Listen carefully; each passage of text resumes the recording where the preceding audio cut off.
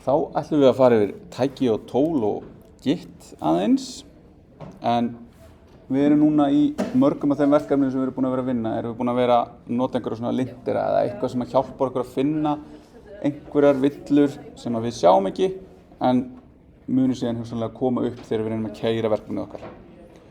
Og það er eitt, og svo er hitt þetta að það séu einhver leið sem að við erum að smíða eða stilla upp eða raða forritun okkar. Þannig að hvernig röðum við eigendunum okkar í CSS, hvernig skilgreinum við bil og brackets og nýja línur í JavaScript, eða hvernig skilgreinum við lengd á línum í HTML. Og þá er þetta svona eitthvað kóðastíll sem við erum að hugsa um. Og þá getur linturinn hjálpað við þetta tvennt, benda okkur á okkar sem getur mögulega komið upp á í forritun okkar, og það að við séum ekki að viðhalda einhverjum kóðastíl. Og þetta á sérstaklega við þegar við erum að vinna í stórum teymum, að það sé einhver rauð lína í gegnum það hvernig allur kóði er.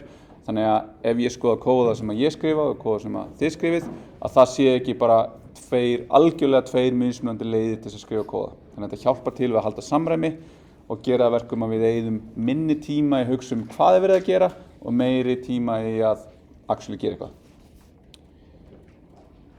Síðan sóttum við Node til þess að geta sótt svona forrit sem að hjálpa okkur, og þá gerum við það við gerum það aðalega til þess að fá aðgang að NPM sem er svona pakkastjóri fyrir JavaScript, og með því tóli getum við sótt önnur tól eða módjúla sem við getum notað í öðrum forritum, og þá er þetta einhver virkni sem er búið að pakka saman og við getum nýtt okkur. Og það er mjög mikið til þessum pakkum. Það eru konir 2 milljónir ef ekki meira í dag. Og það er fullt af kostum við þetta, og það er líka kannski ákveðin galla líka. En helsti kosturinn er það að við erum að sjálfvirknivæða það að setja upp, stilla og fjarlægja hugbúnað.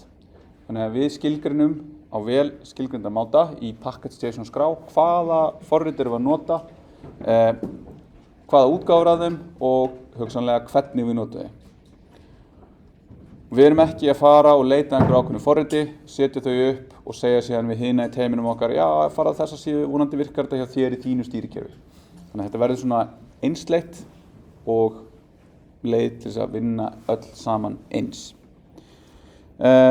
Og þá er þetta, við keyrum bara einhverja eina skipun sem sækir forritið og gerir það aðgengilegt fyrir okkur. Það er fullt sem er innifalið í þessu. Það getur verið að bilda einhverja pakka eða linka einhverja pakka eða sækja einhverja aðra pakka og gera eitthvað alls konar dót. Og svo veist það líka hvaða útgáfa þetta er. Þannig að ég hef notað útgáfu 1 og þú hefur notað útgáfu 2, að það sé ekki eitthvað sem við eigum klukkutíma að debugga. Við bara vitum hvað það er. Og við viljum sem sagt reyna að innifela þessi tól í verkefnunum okkar eins og við getum, og þá vitum við nákvæmlega hvaða dependency við höfum og leyfum öllum öðrum sem er að vinna með okkur að hafa aðgang að því, og við getum, síðan sem er ekki þarna, nota svona plattforma eins og Netlify til þess að keyra þá bildskrifin okkar eða einhver skref sem gera vefin okkar aðgengilegan. Og það er þá aðgengilegt og gert á vel skilgreindar máta. Það er ekki þannig að ég þarf að muna eftir að afrita þessa skrá inn í þessa möppu og keyra þetta hérna á þessum tímapunkti til þess að útbúa einhverja aðra skrá. Þetta er allt saman bara keyrt með einni skipun og er á bara alltaf að vera alltaf eins.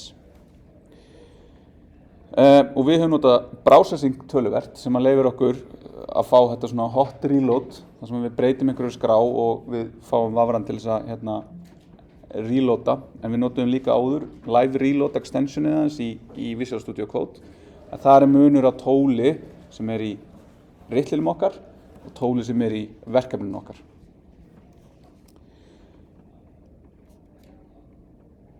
Svo notum við líka SAS sem er superset af CSS og leyfir okkur að bæta við ýmsu svona sem er nice í það að skrifa CSS.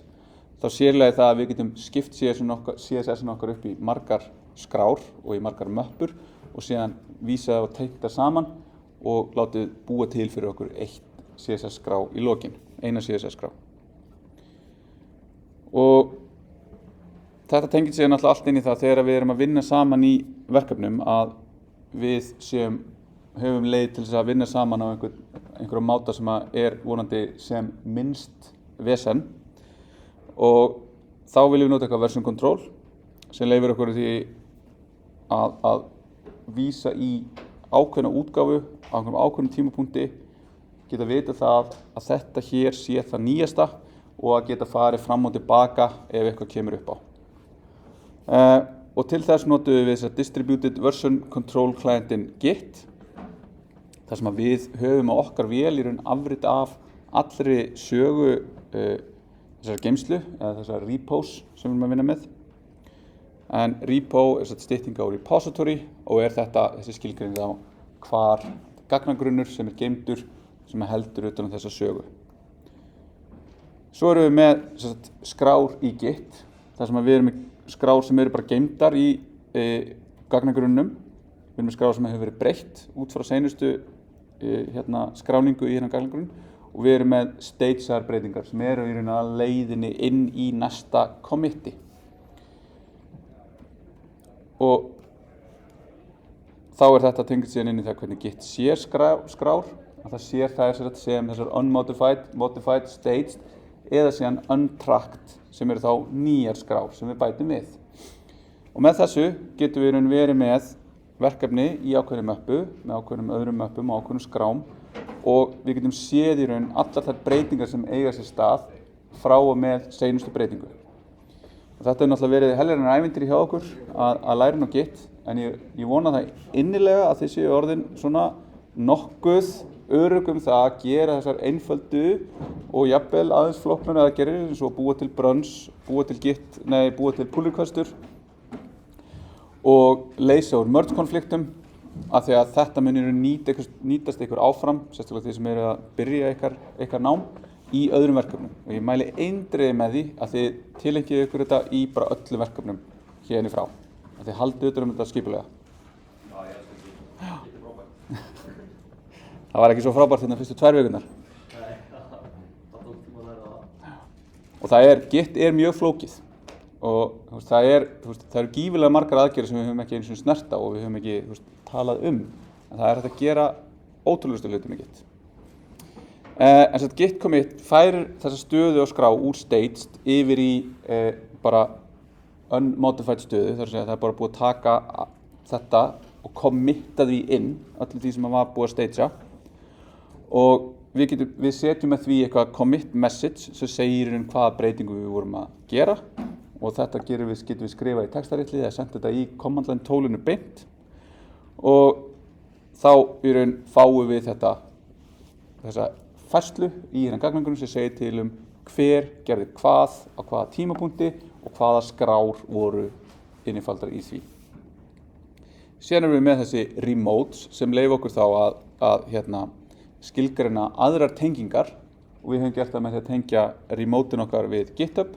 Svo höfum við tæknilega séð líka tengt Netlify við remoteið GitHub sem síðan allt saman tala saman á Git til þess að sækja útgáfur af kóðunum okkar sem á að gera eitthvað við. Hvort sem að geyma hann á GitHub, sækja hann á tölvunni okkar svo við getum unnið í honum eða senda hann yfir á Netlify þar sem við erum að builda hann eða birta hann til þess að geta gert hann aðgengilegan á internetinu.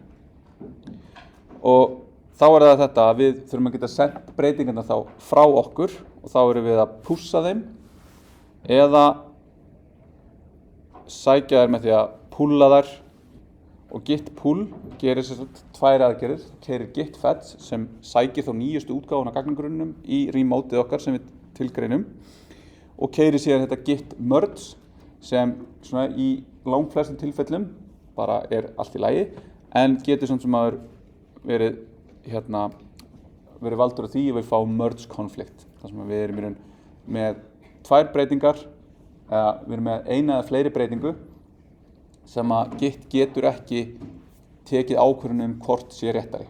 Til dæmis ef við, ég og þið breyttu nákvæmlega sömu línunni í ekki nákvæmlega sama gildið, þá veit Git ekki hvort rétt og við þurfum að taka ákvörðun það. Síðan getum við búið til svona branch í Git, þar sem við erum að búa til eitthvað hliðaskref þar sem að við getum gert tilraunir, breytt einhverju, unnið í einhverju nýju lagabagga, eitthvað svoleiðis, en lagt það til hliðar, hoppað aftur yfir á main bransið okkar, gert einhverjar aðrar breytingar og farið svona fram og tilbaka og gert þetta á ódýran máta. Það er að segja að það er ekki, þetta er bara vísun í gagnagrunnum, þetta er ekki verið að afrita allt efnið og það hoppa á milli þess að þeir eru bara að segja git checkout heiti og þá getum við farið á milli þess að sem við erum búin að skilgreina. Þess að git merge framkvæmir þetta merge sem samtvinnar eitt brands inn í annað, hvort sem það er sama brandsið á mismunandi remotum eða tvö mismunandi brands á í bara lokal gagnagrunnum okkar og þá koma þessi merge conflicts. GitHub er síðan þessi stærsti hýsingaraðili Git repo, þó séu til önnur eins og GitLab. Þarna geymum við öll gögnin okkar sem við síðan gerum aðgengileg öðrum og höfum síðan séð svona í seinni partsins að þegar við erum að sækja þessi tól þá eru þau í mjög mörgum tilfellum líka hýst á GitHub. Þannig að við erum komin svona með vonandi smá svona getið lesið út úr og séð hvað er í gangi í GitHub repónum og svona orienterað eitthvað þar til þess að komast að já, ok, þetta tól gerir þetta, svona á ég að nota það, svona sæki ég það og svo framvegis. Síðan er þetta GitHub workflow sem að við gerðum aðeins í hópurinn 1 og erum núna að vinna með aftur og hókina reynslu núna í verkefni 2. Þar sem að við erum í raun að vinna verkefnið þannig að við erum með einhverja sameiginlegt Git repo. Við búum til brans hjá okkur á okkar vél. Við gerum breytingarna þar. Við ýtum breytingunum á GitHub í þessu bransi. Við opnum pull request í repoið og inn í því getum við átt í samræðum. Við getum beðið aðra að fara yfir kóðan okkar, gefa komment. Það sem það getur verið allt frá því að hey, þú glemdir að keyra linterinn og þá, gerum við það og svo já, ég veit ekki með þessa þessi breakpunkt, hann meikar ekki alveg sens, eitthvað. Og þannig getum við rætt þetta, lagað, bætt við nýjum kommentum og síðan lokum mergeað pull requestinu inn í megin bransið. Og þannig fáum við ekki bara þessa sögu í Git repóin okkar, heldur erum við líka með svona ástæður fyrir því eitthvað ákveðið var gert inn í þessum pull requestum.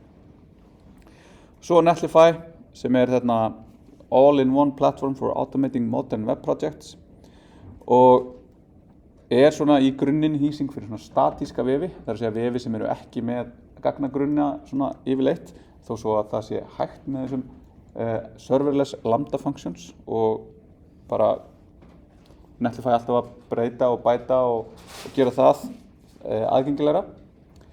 En þar erum við að tengja við GitHub og keyra einhver núna í seinni verkefnum einhver bildskref sem að gera verkefnið okkar tilbúið til þess að vera gert aðgengilegt á vefnum. Og verkefnum 10 er náttúrulega að nota síðan bara ekki verið með eitthvað svona heima skrifað svona saman svoð af einhverju tólum, heldur nota Vite sem er svona eiginlega alveg bara state of the art svona man ekki hvað það kalla sig, svona build platform, build forrit, build eitthvað fyrir vef forritunarverkefni. Þetta voru tækitól og Git.